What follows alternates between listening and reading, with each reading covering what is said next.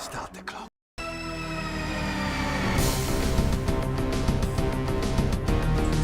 Hello, kiddies. Dr. Freedom here with you. Time for some Doctor News. Keep in mind, remember, the Omega Files this weekend will be Village of the Damned, 1995. Starring Christopher Reeve. Oh, yeah. Kirstie Alley, Mark Hamill, and Linda Kozlowski. That's the first four I name off the top of my head because I can actually remember them. It's kind of weird saying Linda Kozlowski without, what's his name, Paul Hogan. But, oh, well. It's a fun movie. It's a nice, good science fiction themed movie. I think you guys will enjoy our review of it. We're going to have a little fun with it.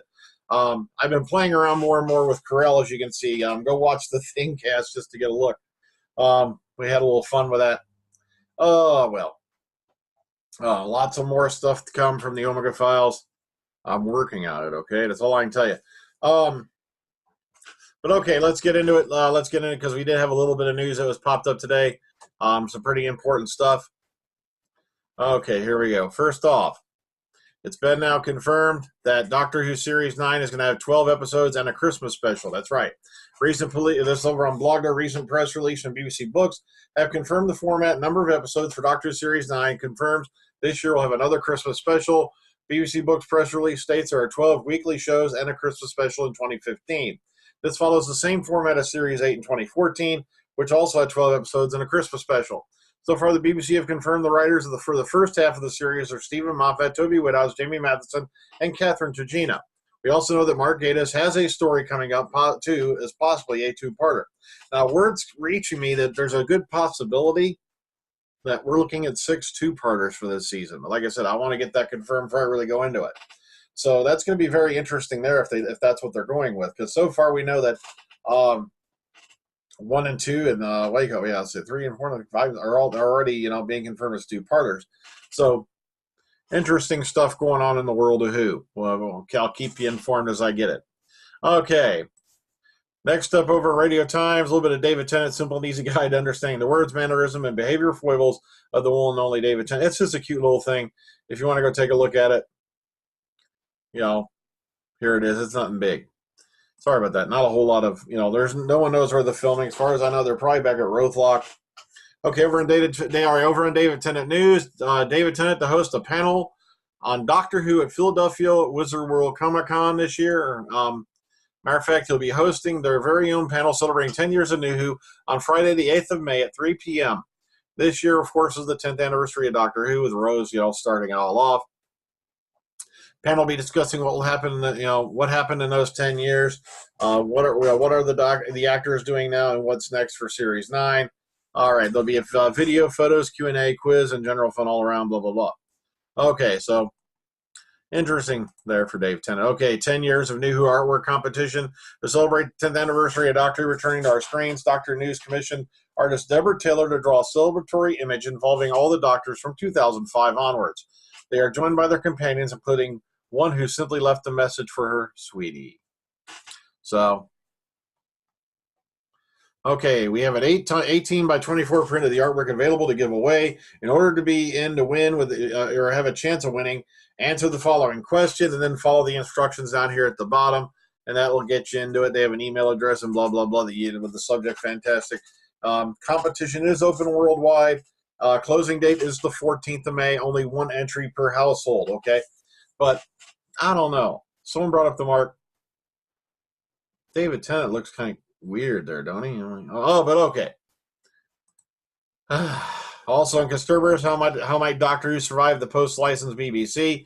Okay, the phrase changing broadcasting landscape is also used so often to describe the rapidly altering way we consume television. And that has become a cliche. But what might it mean for the future of Doctor Who? Because as you all know, the television license, okay, matter of fact, it's right here in this paragraph. One of the tasks for Britain's next government will be to negotiate the charter's renewal and agree the level of the license fee, which has been frozen since 2010. A recent intervention by Nigel Farage, leader of the UKIP, sparked interest among fans of Doctor Who. With his call for the corporation to stop producing popular entertainment programming and concentrate solely on public service output.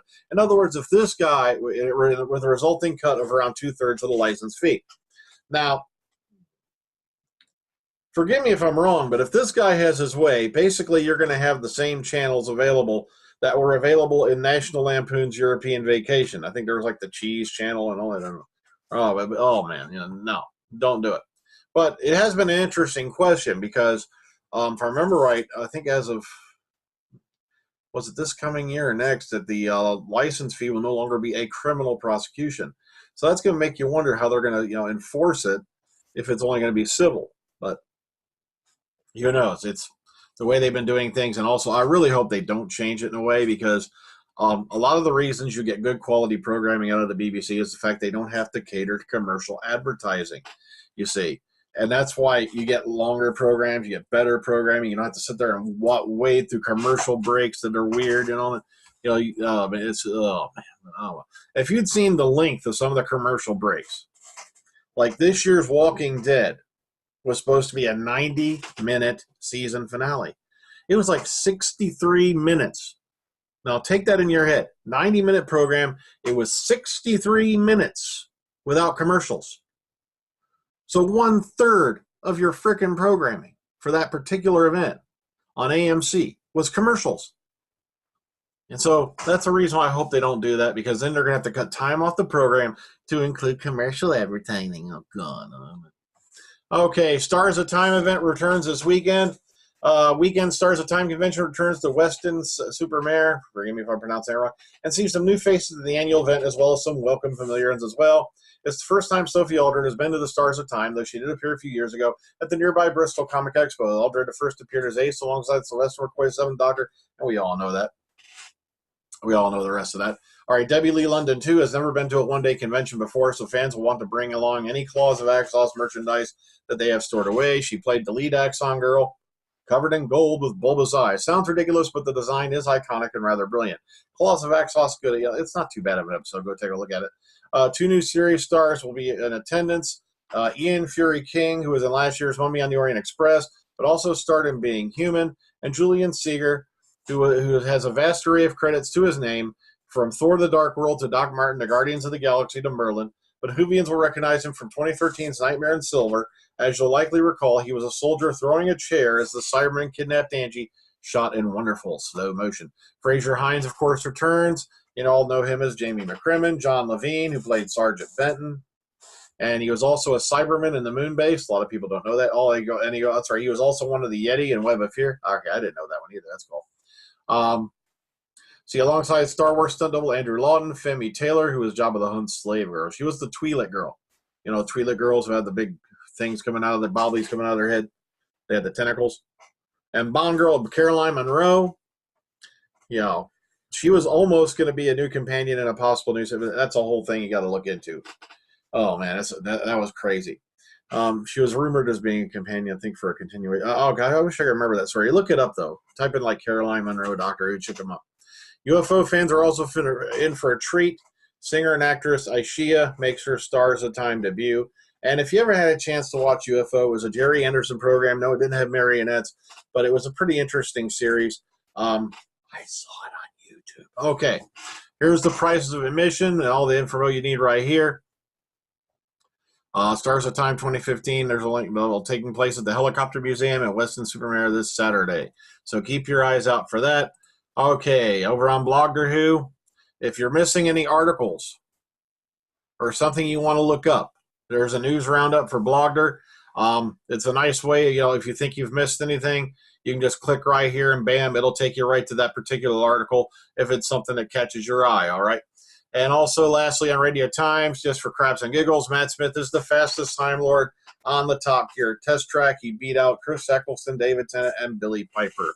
So, nice little bit of trivia there, blah, blah, blah, if you want to go check that out. Like I said, I've never really watched Top Gear. I didn't get into it, and I know it's been a mess because the whole crap that's been going on with it, with the lead actor, was all, I'm not even getting into that because I'm not really, I just read about it here and there.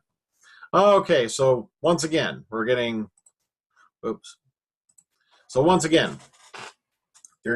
12 episodes and a Christmas special this year. That's now confirmed. But people have been going, how come we don't get 13 episodes anymore? Well, look at the programming you got last year where you had a 75-minute premiere. I believe Also, there's rumor going around that there's at least one or two of these that might be 60 minutes this year. You know, so it's like, that's probably where the extra time's going. Plus, if they have to shave off an episode just to save money and keep this programming coming, I can live with that. All right, so, you know, as long as we got Doctor Who still running and we got it running continuously instead of doing the split season crap like they did with Series 6 and Series 7, which was a total joke. You know, oh man, I'm not even going to go into that mess where you got like 5 episodes in 2012. Ugh. You know, as long as it's coming, as long as it's still telling us good stories, I'll deal with that, man. Okay, well, that's all I have for today. Remember, Village of the Damned this weekend. Take care, ta-ta. Enjoy the rest of your week.